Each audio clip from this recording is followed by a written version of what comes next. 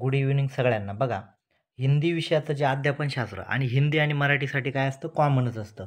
त्याच्यामुळे वेगळा काही अभ्यास करायची गरज नाही. हिंदी आणि मराठी कॉमन असतं. आता पहिला प्रश्न, हिंदीच्या अध्यापनशास्त्रावर आलेला पहिला प्रश्न, भाषा की पाठ्यपुस्तकों में पहेलिया और वर्ग पहेलियों को शामिल करना. म्हणजे भाषा विषय असतात त्याच्यामध्ये पहिल्या म्हणजे कोडे. आपण बरोबर आहे का नाही, कोडे असतात बघा. हां, कोडं दिलेलं असतात आणि ते विद्यार्थ्यांसाठी काय असतात, ते पहिले असतात. त्या का दिलेल्या असतात त्या संदर्भात आलेला प्रश्न आहे.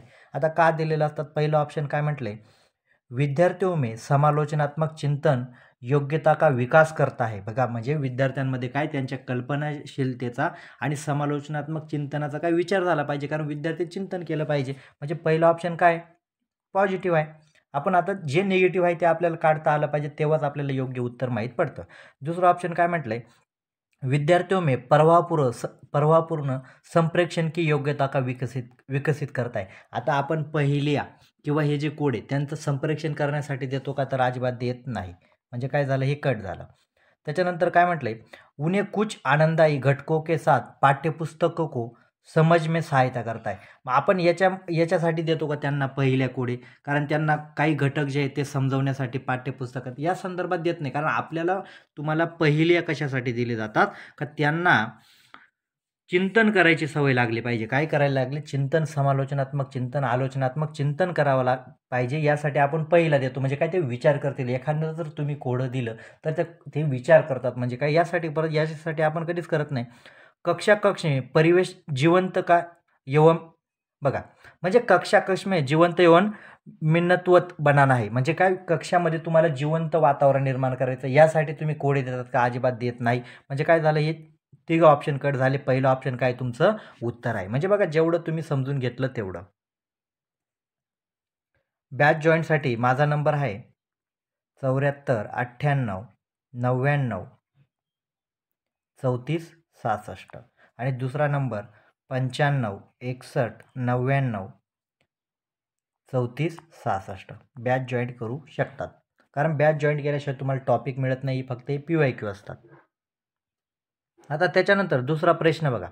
दुसरा प्रश्न काय म्हणतोय, आपकी कक्षा में एक दृष्टिबाधित. बघा, आपकी कक्षा में एक दृष्टिबाधित विद्यार्थी है, एक भाषा शिक्षक के रूप में आप क्या करेंगे. म्हणजे तुमच्या वर्गात काय दृष्टिबाधित विद्यार्थी, म्हणजे त्याला दिसत नाही, तर तुम्ही काय करणार. पहिला ऑप्शन काय म्हटले, उस बालक के साथ सहानुभूती भर व्यवहार करे. सहानुभूती म्हणजे काय, तुम्ही जर नुसतं त्याला वारंवार जीव लावत राहिले, नाही बाबा मग तू एक काम कर, तू एवढा अभ्यास करणार नाही, हे कर. मग सहानुभूतीमुळे काय होईल, तो तुमच्यावर अवलंबून राहील. काय होऊन जाईल, तुमच्यावर तो विद्यार्थी काय होऊन जाईल, अवलंबून राहील. असं तुम्ही केलं नाही पाहिजे. बालकों को अन्य बच्चों की तुलना में निम्न स्तर के निष्पादन की छूट देंगे. म्हणजे मग तो दृष्टिबाधित विद्यार्थी, त्याला तुम्ही तसं सांगणार का, एक काम कर, समोरचा का 5वीचं गणित सोडवताना तू 4थीचं सोडव. म्हणजे काय, अशी तुम्ही सूट देणार का. म्हणजे त्याच्यामध्ये जर एखादं कौशल्य असेल, त्याचा विकास होईल का, तर अजिबात होणार नाही. कारण तुम्ही त्यांना सोपंच देत राहील, त्याचा विकास होईल का. त्याच्यामध्ये एखादा गुण असेल, त्याचा विकास, असं पण तुम्ही करू शकणार नाही. तिसरं ऑप्शन काय म्हटलेले, नियमित कक्षा कार्य में उसकी मदत करेंगे. आता तुम्ही जर सारखी त्याला मदत करत राहिले और उसके साथियों को मदत करने के लिए काही, म्हणजे प्रत्येक वेळा तुम्ही जर त्या विद्यार्थ्याला मदत करत असले, विद्यार्थ्याला जर तुम्ही सांगितलं बाकीच्या मुलांना पण याची मदत करा, तर तो काय होईल, तुमच्यावरच अवलंबून राहील. म्हणजे काय, हे पण ऑप्शन योग्य नाहीये. चौथा ऑप्शन काय म्हटलंय नीट बघा, उस बालक के साथ सामान्य व्यवहार करेंगे. सामान्य व्यवहार म्हणजे काय, जसे सगळे विद्यार्थी आहेत तसंच तुम्ही वागायचं, बरोबर आहे काय. करेंगे तथा उसके बघा, म्हणजे उसे श्रव्य म्हणजे काय, त्याला जे ऑडिओ असेल ते काय करा, ऐकणार. कारण तो दृष्टिबाधित, त्याला दिसणार नाही, पण ते ऐकू तर येईल ना. सामग्रीद्वारा सहायता करेंगे, म्हणजे त्याला तुम्ही सहायता कशी करणार, तर तुम्ही काय कराल, सामान्य बालको की तरह व्यवहार. म्हणजे काय, जसे सामान्य मुलं आहेत तशाच संदर्भात त्याला व्यवहार करणार, पण तुम्ही काय करणार, जी श्रव्य सामग्री आहे त्याचा उपयोग करून काय करणार, त्याला शिकवणार. म्हणजे काय, जे दृष्टिबाधित विद्यार्थी तुमच्या वर्गात आहे, तर शिक्षक म्हणून काय करणार तुम्ही, ऑप्शन 4 हे त्याचं उत्तर आहे. जेवढं समजून घेणार तेवढाच फायदा. आता प्रश्न तिसरा बघा. प्रश्न तिसरा काय म्हणतोय, प्राथमिक स्तर पर विद्यार्थियों को आकलन के दौरान एक भाषा शिक्षक मुख्य रूप से निम्नलिखित में से पर ध्यान देना चाहिए. म्हणजे काय, इथे काय म्हटलं, आता हाँ मराठी में हिंदी में प्रश्न सारखेच असतात। प्राथमिक स्तर पर विद्यार्थियों को आकलन के दौरान एक भाषा शिक्षक को क्या ध्यान देना चाहिए। मग मराठीमध्ये काय येईल का प्राथमिक स्तरावर मूल्यमापन करताना शिक्षकाने काय लक्षात ठेवलं पाहिजे, काय लक्षात ठेवलं पाहिजे। औपचारिक साप्ताहिक परीक्षा। आता जर शिक्षक जर औपचारिक साप्ताहिक म्हणजे काय केलं, जर साप्ताहिक म्हणजे काय वर्गात जर मूल्यमापन करत नसेल आणि जर आठवड्यात जर मूल्यमापन करत असेल तर योग्य आहे का, तर अजिबात नाही। कारण शिक्षकाने मूल्यमापन काय केलं पाहिजे, रचनात्मक केलं पाहिजे, दररोज मूल्यमापन केलं पाहिजे, म्हणजे हे पण निगेटिव्ह आहे। त्याच्यानंतर काय म्हटलेलं आहे, एक अवधी के अंत में परीक्षा। एक अवधी म्हणजे काय, ठराविक काळ, समजा 2 महिन्याची घटक चाचणी घेऊ, 3 महिन्यात, मग तुम्ही जर त्या परीक्षेमध्ये जर त्याचा अवधी नंतर जर केलं तर एखादा विद्यार्थ्याला समजा वर्गामध्ये खूप चांगल्या प्रकारे पाठ समजला आणि त्याचं मूल्यमापन जर तुम्ही 7 दिवसात किंवा 8 दिवसात किंवा महिन्यात करायला लागलं तर काय उपयोग होईल का, म्हणजे तर काय होईल, त्याच्यावर परिणाम होईल, तो विसरून जाऊ शकतो, बरोबर आहे की नाही। म्हणजे काय हे पण काय असेल, योग्य नाही आहे मूल्यमापन करताना। तिसरा ऑप्शन काय म्हटलंय, शिक्षार्थियों को निष्पादन के बारे में विविध तरीकों, बघा म्हणजे विद्यार्थ्याने काय शिकलेलं आहे त्याचे विविध तरीकों से जानकारी एकत्रित करना, म्हणजे काय काय त्याला येतं त्याची जानकारी एकत्र करना, उसे विद्यार्थियों एवं उनके माता पिता के साथ साझा करना। म्हणजे तुमचा विद्यार्थी किती चांगल्या प्रकारे शिकतोय, कशा प्रकारे करतो, त्याच्यामध्ये काय डेव्हलपमेंट आहे, तो भाषणामध्ये हुशार आहे का, संगीतामध्ये हुशार आहे का, खेळामध्ये हुशार आहे का, लिहिण्यामध्ये आहे का, म्हणजे काय केलं पाहिजे, तुम्ही विविध तरीक्यांचे काय केलं पाहिजे, मूल्यमापन केलं पाहिजे, म्हणजे हे पॉझिटिव्ह आहे। आता चौथा ऑप्शन पण बघून घेऊया, चौथा ऑप्शन पण आपण बघून घेऊया, म्हणजे काय कळेल तुम्हाला, कळेल। आता हे योग्य आहे। चौथं काय म्हटलंय, भाषा के अभ्यास में वृद्धि तथा विविधता लाने हेतु प्रतिदिन कक्षा में गृह कार्य, म्हणजे जर तुम्ही विद्यार्थ्यांना दररोज गृह कार्य द्यायचं, तुम्हाला काय करायचं, आकलन करायचं, म्हणजे विद्यार्थ्यांना नेमकं काय येतं, कशातून येतं, काय काय समजतं, काय काय कला आहेत, मग यासाठी हे तुम्ही गृह कार्य दिलं तर हे उपयोगाचं होईल का, तर अजिबात नाही। तुम्हाला काय करावं लागेल, त्याच्या विविध तरीके म्हणजे त्याला काय काय येतं याचं मूल्यमापन तुम्ही केलं पाहिजे, म्हणजे ऑप्शन 3 हे याचं उत्तर आहे। प्रश्न चौथा बघा, समजून घेण्याशिवाय काही चालत नाही। प्रश्न चौथा काय म्हटलंय, निम्नलिखित में से कौन सा रंगीन चित्रों, बघा रंगीन चित्रों एवं अक्षरों, बड़े अक्षरों में मुद्रित। आता बघा काय राहतं, जे झेडपीचे वर्ग असतात तिथे काय केलं जातं, रंगीत पुस्तकं दिले जातात आणि मुद्रित साहित्य दिले जातात। बड़ी पुस्तक के उपयोग के बारे में सही नाही आहे, म्हणजे काय इथे आपल्या याच्या आता या 4 ऑप्शनपैकी आपल्याला चुकीचं ऑप्शन काय हे आपल्याला शोधायचं आहे। पहिला ऑप्शन काय म्हटलेले, म्हणजे इथे काय उपयोगाचे, आता 3 उपयोगाचे असतील आणि एक त्याचा उपयोग होणार नाही असं राहील। पहिला ऑप्शन काय म्हटलं का, मुद्रित साहित्य का दिलं जातं किंवा रंगीत पुस्तकं का दिलं जातं, पहिले आपल्याला हे शोधून काढावं लागेल, म्हणजे काय होईल ते आपल्याला चुकीचं सापडेल। पहिला ऑप्शन म्हटलंय, ये एक ऐसा सृजनात्मक एवं कलात्मक अधिगम वातावरण प्रदान करते है जिससे बच्चों को अधिक प्रक्रिया दे। म्हणजे बघा विद्यार्थ्यांना जर तुम्ही कार्टूनचं पुस्तक दिलं, त्याच्यामध्ये मोठ्या प्रमाणात चित्र असेल, मोठे अक्षर, मुद्रित साहित्य असेल, तर काय होईल, त्यांचा अधिगम म्हणजे सृजनात्मक काय त्यांना ते चांगलं वाटेल, वातावरण चांगलं होईल, त्याच्यामुळे ते अच्छा प्रतिक्रिया देईल, म्हणजे ते पुस्तक ते वाचतील। आणि आपण जर पहिलीच्याच पुस्तकामध्ये खूप सारं लिहून दिलं, खूप सारं पाठ्यक्रम लागू केला, ते विद्यार्थ्यांना आनंद आहे। मग त्याच्यामध्ये जर चित्र असेल, एखाद्या प्राण्याचं चित्र असेल, मग त्या प्राण्याच्या चित्रानुसार ते निरीक्षण करतात, नाही बाबा मग हा प्राणी आहे, मग काय आहे, म्हणजे हे पण काय असेल योग्य आहे त्या संदर्भात। पण आपल्याला काय अयोग्य विचारलेले, ये ऐसा बघा ये एक ऐसा बाल केंद्रीय वातावरण प्रदान करते है, म्हणजे बघा बाल केंद्रीय वातावरण प्रदान करते है जिससे अमूर्त संकल्पनाएं पठन सामग्री चित्रों द्वारा सांकेतिक रूप से दर्शाई जाते। म्हणजे बघा चित्र उपयोग काय असतात का, ज्या अमूर्त कल्पना असतात। अमूर्त कल्पना म्हणजे बघा आता पहिली दुसरी तिसरी चौथीचे विद्यार्थी असतात, यांनी वाघ कधी पाहिला आहे का, मग चित्राच्या द्वारे हे वाघ पाहतात, म्हणजे काय तो अमूर्त कल्पना आहे आणि अमूर्त कल्पना ते चित्राद्वारे होतात, म्हणजे काय होतं मूर्त स्वरूप होतं, म्हणजे काय हे पण योग्य आहे, हे पण योग्य आहे। आपल्याला निगेटिव्ह सांगितलेले, म्हणजे बघा आता 2 तर आपले कटले, म्हणजे 2 आता राहिला आपले 50-50। आता तिसरं ऑप्शन काय म्हटलेले, ये साक्षरता अभ्यास के साथ साथ, बघा म्हणजे ये साक्षरता अभ्यास के साथ साथ भाषा अर्जन के लिए संदर्भ प्रदान करता है। बघा म्हणजे हे पण चांगलं आहे, हे चांगलं, हे चांगलं।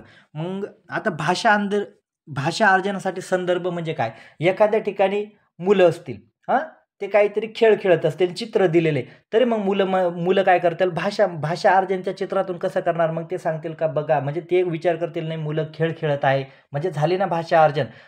4 मुलं बसलेले आहेत, 3 मुलं खेळत आहे, 2 मुलं, त्याच्यामध्ये 2 मुली, म्हणजे काय ते अर्जन करतील, म्हणजे काय हे पण उपयोगाचं आहे. पण आपल्याला उपयोगाचं काय नाही, तर उपयोगाचं काय नाही, हे पाठ्यक्रम की पुस्तकों से अच्छी आहे. म्हणजे असं पुस्तक तुम्ही याच्यासाठी मुद्रित साहित्य बनवता का ते पाठ्यपुस्तकासाठी चांगलं आहे, त्याच्यापेक्षा चांगलं आहे. तथा कक्षा में पाठक या विद्यार्थियों को रूप में पाठ से जुड़े अभ्यासों से मुक्त आहे. अभ्यासों से मुक्त आहे म्हणजे काय, जे तुम्ही मुद्रित साहित्य याच्यासाठी लागू करतात का, रंगीत पुस्तक याच्यासाठी घेतात का, ते अभ्यासापेक्षा वेगळे असतात, अजिबात नाही. तर विद्यार्थ्यांचा यांचा विकास झाला पाहिजे म्हणून तुम्ही घेतात. पण इथे आपल्याला निगेटिव्ह विचारलं होतं, म्हणून याचं उत्तर काय असेल, ऑप्शन 4 हे याचं उत्तर असेल. म्हणजे हे तुम्हाला कळालं पाहिजे, समजून जेवढं बारीक घेणार तेवढाच तुम्हाला फायदा होतो. प्रश्न एकदम मोठे असतात. आता काय होतं, दिवसेंदिवस प्रश्न मोठे काय यायला लागले, कारण विद्यार्थ्यांना सोप्यामधून पास व्हायचे. आता ब्रॉड क्वेश्चन देतात, जे विद्यार्थी चांगला अभ्यास असतो, समजून घेतो, तोच पास होतो. प्रश्न 5वां, बच्चे एक या अधिक भाषाओं का ज्ञान के साथ, बघा बच्चे क्या करते हैं, एक से अधिक म्हणजे बहुभाषिक बच्चे भाषाओं के ज्ञान के साथ विद्यालय में आते हैं. एक से अधिक भाषाओं का ज्ञान बच्चों को सहायता करता है. म्हणजे काय, विद्यार्थी बहुभाषिक विद्यार्थी, काय म्हटलंय, बहुभाषिक विद्यार्थी. आता बहुभाषिक विद्यार्थी काय सहाय्य कर, म्हणजे त्यांना एकापेक्षा जास्त भाषा येतात किंवा वेगवेगळ्या बोली त्यांना माहीत असतात. तर याचा फायदा काय होतो, पहिला ऑप्शन काय म्हटलंय, अन्य भाषाओं एवं नए विचारों को आसानी से सीखते. म्हणजे बघा, जर तुम्हाला आता समजा मला अहिराणी येते, तर एखादा अहिराणीमध्ये बोलत असेल मला लगेच समजून जाईल. मला मराठी येते, तर मराठीमध्ये बोलत असेल लगेच समजून जाईल. इंग्रजी मला थोडीफार येते, मी असं लगेच मला इंग्रजीमध्ये, मला हिंदी येते, तर हिंदीमध्ये कोणी बोलत असेल मला समजून जाईल. म्हणजे काय होईल का, अन्य भाषा ज्या असतात त्या अन्य भाषामध्ये काय विचार आहेत ते काय होईल, आसानी से समजते. म्हणजे काय, पहिलं ऑप्शन चांगला आहे. दुसरं ऑप्शन काय म्हटलंय, राष्ट्र रीति रिवाजों एवं अन्य संस्कृती को समजने में. आता बघा, आता तुम्हाला हे ऑप्शन काय म्हटलं इथे बघा, बहुभाषी विद्यालय में अनेक भाषा, बघा अधिक भाषा जर असेल त्याचं उत्तर काय असतं, अन्य भाषाओं एवं विषयों को आसानी से समजने में मदत मिळते. आणि हे उत्तर केव्हा राहील, ज्या वेळा तुम्हाला कविता कहाणी ज्या असतात, कविता कहाणी कशासाठी असतात का, विद्यार्थ्यांना राष्ट्र रीती रिवाज एवं संस्कृतीची ओळख होण्यासाठी काय करतात, कविता कहाणी असेल, कथा असेल, हे सांगले जातं. पण इथे काय म्हटलं आपल्याला, भाषा म्हटलेलं, भाषा म्हटलं तर आपण काय, संस्कृतीची ओळखसाठी आपण भाषेची गरज, म्हणजे काय झालं हे पण कटलं. तिसरं काय म्हटलंय, अन्य विद्यार्थियों के साथ न जुड़ने या तथा संवेदनशील होणे में. म्हणजे भाषा काय करते, विद्यार्थ्यांसाठी जोडत नाही. अरे विद्यार्थ्यांना जवळ घेण्यासाठी किंवा विद्यार्थ्यांना संप्रेषण वाढवण्यासाठीच भाषा असते. म्हणजे काय झालं, तिसरं ऑप्शन पण काय झालं, चुकीचं ऑप्शन आहे.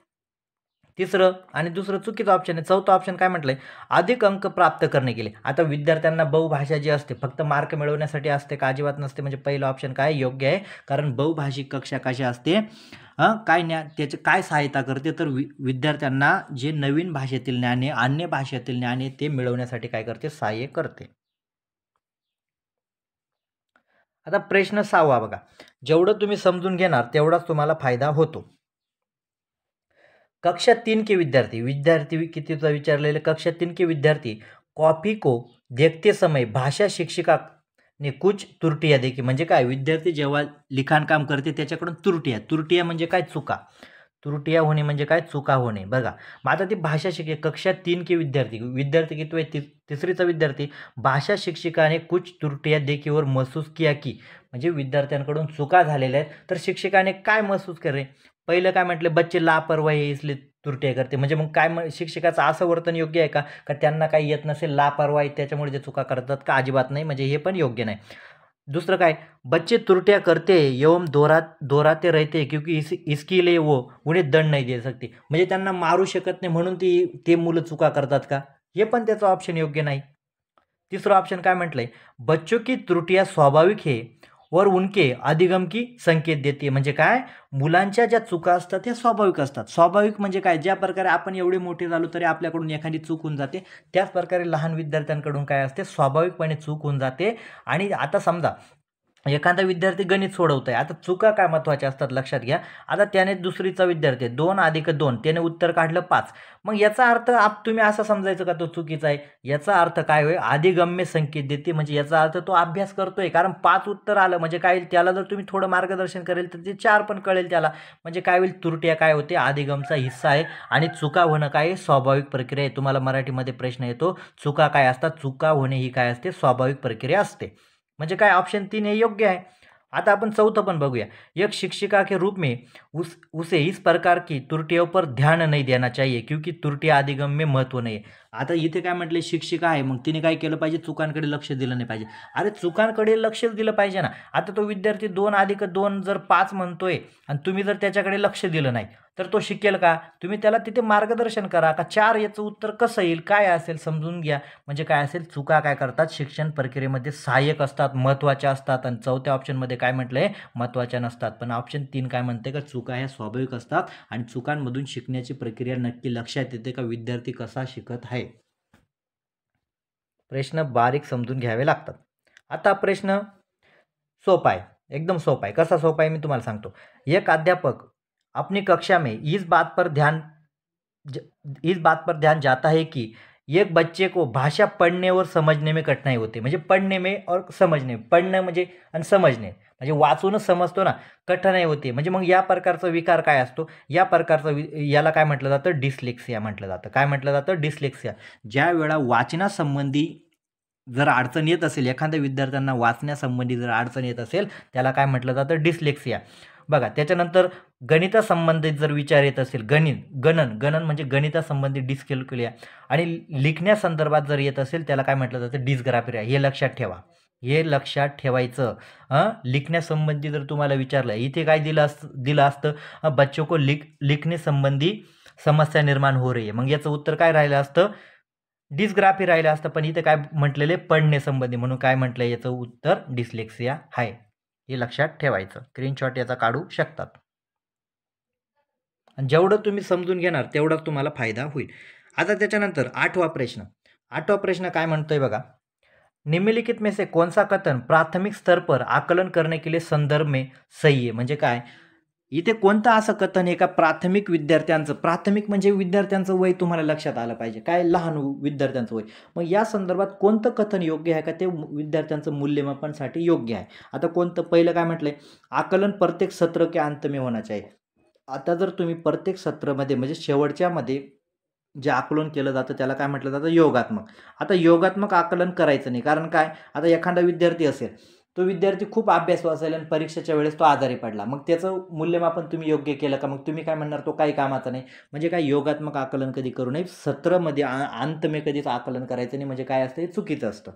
दुसरं काय म्हटलंय, आकलन राज्य आधारित प्रक्रिया होनी चाहिए तथा राज्य द्वारा पूरे राज्य में एक ही साथ आयोजित करनी चाहिए. म्हणजे तुम्ही विद्यार्थ्यांचं मूल्यमापन करताय, मग सगळ्या राज्यामध्ये एकच परीक्षा लावली, असं चालेल का? आता तुम्ही जर ग्रामीण भागामध्ये असतात तर त्या लेवलचं मूल्यमापन तुम्ही केलं पाहिजे. आता शहरामध्ये जे मूल्यमापन केलं जातं ते काय कठोर केलं जातं, बरोबर आहे की नाही. पण आपल्या विद्यार्थ्यांना तेवढे शैक्षणिक साधनं नसतात, त्याच्यामुळे मूल्यमापन म्हणजे काय, महाराष्ट्रात जे मूल्यमापन आहे तेच सगळीकडे लावायचं असं पण योग्य नसतं. म्हणजे काय, हे पण तुमचं योग्य नाही आहे. तिसरं ऑप्शन काय म्हटलंय, आकलन विद्यालय आधारित तथा शिक्षण अधिगम प्रक्रिया के समावेशित होना चाहिए. म्हणजे आकलन कसं पाहिजे का, त्यांचं आकलन कसे झाले पाहिजे का, विद्यालय आधारित म्हणजे काय, आपण काय त्यांना शिकवलेलं आहे, त्यांच्याकडून काय अपेक्षा केल्या पाहिजे, आपण कोणती सामग्री त्यांच्याकडे वापरली होती त्यालाच अनुसरून मूल्यमापन केलं पाहिजे. आणि आपण समजा विद्यार्थ्यांना कधी भाषण दिलं नाही, बरोबर आहे की नाही, कधी भाषण त्यांना बोलायला लावलं नाही आणि त्याचा भाषणाचं तुम्ही जर मूल्यमापन करत असाल, त्याला जर संगीताचं मूल्यमापन करत असाल तर ते मूल्यमापन योग्य होईल का. आणि महाराष्ट्रामध्ये जर सगळ्यांकडे समजा भाषण चालू असेल, तुम्ही तुमच्या शाळेत घेतलं नाही तर ते मूल्यमापन तुम्ही योग्य कराल का. म्हणून आकलन कसं केलं पाहिजे, विद्यालयीनवर आधारित म्हणजे तुम्ही तुमच्या विद्यार्थ्यांना काय कौशल्य दिलेले आहेत, काय तुम्ही शिकवलेले, त्याच्याच अनुसरून मूल्यमापन केलं पाहिजे. आणि जे त्यांना आपण काही सांगितलंच नाही, ते शिकवलंच नाही, तर त्याचं मूल्यमापन तुम्ही कराल का. म्हणजे ऑप्शन 3 हे योग्य आहे. त्याच्यानंतर चौथा ऑप्शन बघूया. चौथा ऑप्शन काय म्हटलंय, आकलन वर्ष में एक बार आयोजित करना चाहिए. म्हणजे बघा इथे पण काय निगेटिव्ह, आकलन जर तुम्ही वर्षाच्या शेवटी जर केलं, तर त्याचा विपरीत परिणाम होईल. त्याच्यामुळे आकलन जर केलं पाहिजे तर रचनात्मक केलं पाहिजे. कोणतं आकलन केलं पाहिजे? रचनात्मक. रचनात्मक आकलन काय केलं पाहिजे? म्हणजे तुम्ही वर्गातच विद्यार्थ्यांना प्रश्न विचारा. पाठ शिकवता प्रश्न, याला रचनात्मक. आणि जर तुम्ही समजा आता मी समजा तुम्हाला एक पाठ शिकवला आणि समजा आता तुम्हाला सोमवारी पाठ शिकवला आणि शनिवारी सांगितलं या पाठावर प्रश्न विचारेल. आता एखाद्या विद्यार्थ्याला खूप चांगल्या प्रकारे तो पाठ समजला असेल, पण शनिवारपर्यंत काय होऊन जाईल या विद्यार्थ्याचं, नक्कीच 2-3 प्रश्न त्याला समजणार नाही किंवा तो पाठ लक्षात राहणार नाही. मग आकलन कसं केलं पाहिजे? तुम्ही रचनात्मक केलं पाहिजे. म्हणून काय असेल? आकलन विद्यालय आधारित तथा शिक्षण अधिगम प्रक्रिया के साथ समावेशी होना चाहिए. हे असतं आकलनाचा उद्देश. आता 9वा प्रश्न बघा, हा पण प्रश्न सोपा आहे. आता प्रश्न कसा सोपा आहे, आता हा प्रश्न समजून घ्या. निम्नलिखित में से किस भाषा की कक्षा हेतु प्रामाणिक सामग्री म्हणजे खरी सामग्री. प्रामाणिक सामग्री म्हणजे काय? आता पाठ्यपुस्तक ही प्रामाणिक सामग्री नसते. का पाठ्यपुस्तक प्रामाणिक सामग्री नसते? आता पाठ्यपुस्तकामध्ये काही अशा कविता काल्पनिक असतात, काही गोष्टी काल्पनिक असतात. म्हणजे आपल्याला इथे काय म्हटले? प्रामाणिक म्हणजे काय? खरी सामग्री. मग पाठ्यपुस्तक काय असेल? प्रामाणिक नसेल. कार्यपुस्तिका, आता कार्यपुस्तिका कोणासाठी असते? विद्यार्थ्यांसाठी. मग ही प्रामाणिक असते का? अजिबात नसेल. खरी. आता तुम्ही जर एखादी कार्यपुस्तिका काय असते? जे आपण पाठ शिकवले ते पाठावर संदर्भातच त्याच्यात माहिती, म्हणजे काय काल्पनिक पण असू शकते, म्हणजे हे पण नाही. त्याच्यानंतर पूरक पुस्तिका. पूरक म्हणजे तो विषय समजवण्यासाठी एखादी पुस्तिका, ते पण काय असते? काल्पनिकवर आधारित असते. पण पेपर बघा, समाचारपत्र, त्याच्यामध्ये काल्पनिक दिलेलं असते का? एखाद्याचा खून झालेला आहे, काय काल्पनिक देतील का? अजिबात देत नाही. म्हणजे काय? तुम्हाला जर ज्या वेळा प्रामाणिक सामग्री विचारलं जाईल ते काय असतील? समाचारपत्र असतं. हे लक्षात ठेवायचं. आता शेवटचा प्रश्न आहे. प्रश्न जेवढे काळजीपूर्वक समजून घेणार तेवढाच तुम्हाला फायदा होतो. निम्नलिखित में से कौन सी अवधारणा भाषा शिक्षण के विषय में गलत है? म्हणजे निम्नलिखित म्हणजे खालीलपैकी कोणती अवधारणा भाषा शिक्षणाच्या संदर्भात चुकीची आहे? गलत आहे म्हणजे चुकीची आहे किंवा अयोग्य आहे. त्याला काय म्हटलं जातं? अयोग्य. तुम्हाला फसवण्यासाठी वेगवेगळे शब्द वापरले जातात. पहिला ऑप्शन काय म्हटलंय? शिक्षार्थियों को वास्तविक परिस्थितियों में भाषा प्रयोग के प्रयास द्वारा भाषा अर्जित करते. म्हणजे काय? हे तर चांगलं आहे ना, बरोबर आहे का नाही? विद्यार्थी वास्तविक परिस्थितीमध्ये काय करतात? भाषा प्रयोग व प्रयास से भाषा अर्जित करते. म्हणजे वास्तविक परिस्थिती म्हणजे ज्या त्यांच्या आजूबाजूला जे वातावरण असेल त्याच्यातून ते भाषा अर्जन करणार. म्हणजे पहिला ऑप्शन चांगला आहे. आपल्याला गलत विचारले. शिक्षार्थी की प्रथम भाषा सीखने में महत्वपूर्ण भूमिका निभाते. शिक्षार्थी की प्रथम भाषा शिकणे म्हणजे काय? प्रथम भाषा म्हणजे विद्यार्थ्याची मातृभाषा. प्रथम भाषा म्हणजे कोणती? मातृभाषा. म्हणजे मातृभाषा काय करते? विद्यार्थ्यांना दुसरी भाषा शिकण्यासाठी काय करते? महत्त्वाची भूमिका निभावते. बरोबर आहे का नाही? आता तुम्ही CTET-साठी अभ्यास हिंदीमध्ये, पण मी तुम्हाला मराठीमध्ये सांगतो. म्हणजे काय? मातृभाषा सहाय्य करते. म्हणजे काय? आता हे 2 ऑप्शन तर तुम्हाला योग्य मिळाले. आपल्याला काय निगेटिव्ह विचारलेलं आहे. बरोबर आहे का नाही? निगेटिव्ह विचारलं म्हणजे उत्तर पण आपलं निगेटिव्हच पाहिजे. भाषा शिक्षण, तिसरा ऑप्शन काय म्हटलंय? भाषा शिक्षण ध्यान संप्रेषण गतिविधियों पर होना चाहिए. म्हणजे बघा, भाषा शिक्षण ध्यान संप्रेषणात्मक गतिविधियों पर होना चाहिए. म्हणजे भाषा शिक्षणामध्ये काय सगळ्यात महत्त्वाचं काय? संप्रेषण होणं आहे. बरोबर आहे का नाही? विद्यार्थ्यांनी काय केलं? त्यांना संप्रेषण होण्याची पण तुम्ही संधी दिली पाहिजे. जर तुम्ही फक्त त्यांना शिकवतच राहिले, त्यांच्या पण भावना व्यक्त होण्यासाठी. आता एखादा विद्यार्थी भाषा खूप चांगली शिकला, पण तो केव्हा तुम्हाला कळेल? ज्या वेळा तो संप्रेषण करेल. म्हणजे काय? या 3 मुद्दे काय आहेत? हे बरोबर आहेत. आपल्याला गलत विचारलेले. चौथा ऑप्शन काय म्हटलंय? भाषा शिक्षण में बोलने की जगह लेखन को महत्व देना चाहिए. बघा, म्हणजे भाषा शिक्षणामध्ये जर विद्यार्थ्यांना तुम्ही सांगितलं बोलायचं नाही, जे तुमचं म्हणणं आहे ते लिखाण कामातून करा. आता लिखाण कामातून सगळेच भावना व्यक्त करतील का विद्यार्थी काय असतात? आपला पेपर काय असतो? 1 ते 8 साठी असतो. मग विद्यार्थ्याला समजा काही म्हणायचं आहे आणि तुम्ही जर त्यांना प्रत्येक वेळा सांगायला लागले, हे बोलायचं नाही, तुम्ही काय करा? लिहून द्या तुमच्या मनातील भावना. तुला कोणी मारलं ना, एक काम कर, तुझं काही प्रश्न आहेत ना, लिहून दे. प्रत्येक वेळा तो विद्यार्थी लिहून देईल का? अजिबात नाही. म्हणजे काय? हे चुकीचं ऑप्शन. म्हणजे जे आपल्याला गलत विचारलेलं होतं. मग गलत विचारले होतं म्हणून याचं उत्तर काय असेल? ऑप्शन 4 हे याचं उत्तर असेल. का? कारण तुम्ही बोलण्याच्या जागेवर जर तुम्ही त्यांना लिहायला लावलं तर त्यांचा भाषा विकास होईल का? कारण प्रत्येकच कौशल्य तुम्ही त्यांना शिकवलं पाहिजे. म्हणजे एवढं बारीक तुम्हाला समजून घ्यावं लागतं. बघा कसा वाटला टॉपिक? नक्कीच समजून सांगा. काय तुमच्या भावना आहेत, काय तुम्हाला अडचण आहे, हे पण तुम्ही सांगितलं पाहिजे. मी तर तुम्हाला सगळं समजून सांगितलंय आणि तुमच्या अडचणी पण तुम्ही मला सांगा.